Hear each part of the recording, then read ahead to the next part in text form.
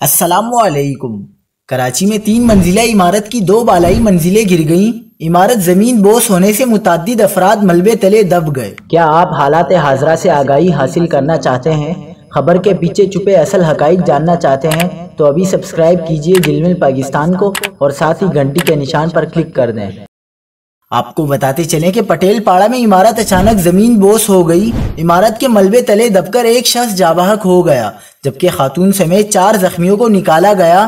واقعہ پٹیل پاڑہ فٹ بال گراؤنڈ کے قریب پیش آیا جہاں اچانک عمارت کا بیشتر حصہ نیچے گر گیا جس کے باعث عمارت میں موجود افراد ملبے تلے دب گئے۔ اطلاع ملنے پر پولیس اور فلاحی ادارے کے رضاکار بھی موقع پر پہنچے اور امدادی عمل شروع کیا۔ ریسکیو حکام کے مطابق خاتون سمیت 5 زخمیوں کو نکالا گیا جبکہ ایک شخص جاں بحق ہو گیا۔ اسپتال میں متوفی کی شناخت 37 سالہ امجد خان ول رحمان خان کے نام سے ہوئی۔ علاقہ مکینوں نے سیڑھی لگا کر بھی پھنسے ہوئے افراد کو نکالا۔